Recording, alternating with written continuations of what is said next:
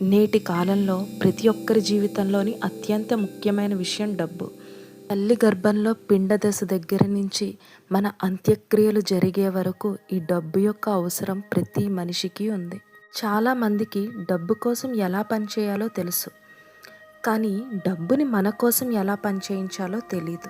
ఈ ప్రపంచంలో సంపదను నిర్మించుకునే మార్గాలు ఎన్నో ఉన్నాయి. ఆ మార్గాల్లో ఒకటైనది స్టాక్ మార్కెట్.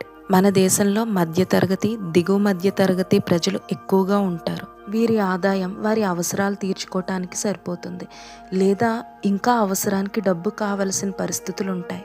అందువలన వీళ్ళ ఆర్థిక స్థితిని మార్చుకోవటానికి 2-3 పనులు చేస్తూ నిరంతరం శ్రమిస్తూ ఉంటారు. కొంతమంది వాళ్ళ బ్రతుకు బండిని ఈడ్చలేక అప్పులు చేస్తూ నలిగిపోతూ ఉంటారు. ఇటువంటి పరిస్థితుల్లో స్టాక్ మార్కెట్ అంటే దానిని ఒక జూదంలా చూస్తారు. ఇందులో పెట్టుబడి పెడితే డబ్బు పోతుందేమో అని భయపడతారు. కానీ స్టాక్ మార్కెట్ అంటే జూదమా? ఇందులో పెట్టుబడి పెడితే డబ్బు పోతుందా, లేదా సరి అయిన అవగాహనతో సంపదను సృష్టించే అద్భుత అవకాశమా? ఈ వీడియోలో స్టాక్ మార్కెట్ అంటే ఏంటి, అది ఎలా పనిచేస్తుంది, షేర్ అంటే ఏంటి, కంపెనీలు ఎందుకు షేర్లు అమ్ముతాయి, సాధారణ వ్యక్తి ఎలా పెట్టుబడి ప్రారంభించాలి అనే విషయాలను తెలుసుకుందాం. స్టాక్ మార్కెట్ అంటే కంపెనీల షేర్లను కొనుగోలు అమ్మకం చేసే మార్కెట్. ఒక కంపెనీకి వ్యాపారం పెంచుకోవడానికి డబ్బు అవసరమైతే ఆ కంపెనీ తన యాజమాన్యంలో కొంత భాగాన్ని షేర్ల రూపంలో ప్రజలకు విక్రయిస్తుంది. ఉదాహరణకు ఒక కంపెనీ మొత్తం విలువ 100 కోట్లు అనుకుందాం. దాన్ని 1 కోటి షేర్లుగా విభజిస్తే ఒక్కో షేర్ విలువ 100 రూపాయలు అవుతుంది. మీరు 100 షేర్లు కొంటే ఆ కంపెనీలో చిన్న భాగస్వామి అవుతారు. స్టాక్ మార్కెట్ ఎలా పనిచేస్తుంది? షేర్లను కొనడానికి, అమ్మడానికి కొనుగోలుదారులు మరియు విక్రేతలు ఉంటారు. డిమాండ్ ఎక్కువైతే షేర్ ధర పెరుగుతుంది, అమ్మేవారు ఎక్కువైతే షేర్ ధర తగ్గుతుంది. భారతదేశంలోని ప్రధాన స్టాక్ ఎక్స్చేంజ్లు NSE, national stock exchange, BSE, Bombay stock exchange.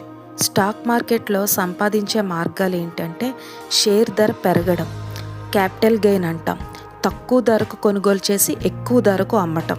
రెండోది డివిడెంట్, కంపెనీ లాభాల్లో కొంత భాగాన్ని షేర్ హోల్డర్స్ తీసుకోవటం. అయితే ఈ స్టాక్ మార్కెట్లో పెట్టుబడి పెట్టే ముందుగా కొన్ని విషయాలను గమనించాలి. మొదటిది, కంపెనీ గురించి పూర్తిగా తెలుసుకొని పెట్టుబడి పెట్టాలి. 2, ఒకే కంపెనీలో మొత్తం డబ్బు పెట్టుబడి పెట్టకూడదు. 3, దీర్ఘకాలిక పెట్టుబడులు సాధారణంగా మంచి ఫలితాలను ఇవ్వగలుగుతాయి. 4, స్టాక్ మార్కెట్లో లాభాలతో పాటు నష్టాలు ప్రమాదం కూడా ఉంది. ఒక మాటలో చెప్పాలంటే స్టాక్ మార్కెట్ అనేది మంచి కంపెనీల్లో భాగస్వామ్యం కొనుగోలు చేసి వాటి అభివృద్ధితో పాటు మన సంపదను పెంచుకునే ఒక అవకాశం. ఇది ఇద్దరు స్నేహితుల కథ. స్టాక్ మార్కెట్ వాళ్ళ జీవితాల్లో ఎటువంటి ప్రభావం చూపిందో తెలిపే కథ.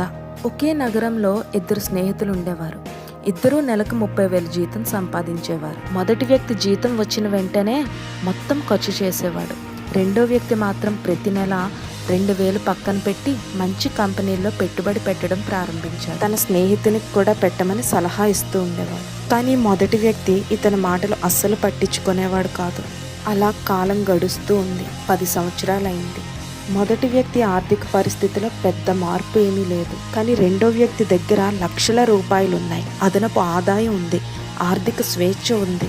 ఇద్దరి జీవితాలు ఒకలాగే మొదలైనప్పటికీ తీసుకునే నిర్ణయాలు, ఆర్థిక ప్రణాళికల వల్ల వారి జీవితంలో ఎంతో మార్పు వచ్చింది. రెండో వ్యక్తి జీవితం అంత మారడానికి కారణం స్టాక్ మార్కెట్ని అతను అర్థం చేసుకోవటం. మీరు ఒక మంచి కంపెనీ షేర్ కొంటే ఆ కంపెనీలో చిన్న యజమాని అవుతారు. కంపెనీ ఎదిగితే మీ పెట్టుబడి విలువ కూడా పెరుగుతుంది. షేర్ ధరలు ఎందుకు మారుతాయి? ప్రజల నమ్మకం, కంపెనీ లాభాలు, కొత్త ప్రాజెక్టులు, దేశ ఆర్థిక పరిస్థితి, ప్రపంచ వార్తలు ఇవన్నీ కలిసి షేర్ ధరను ప్రభావితం చేస్తాయి.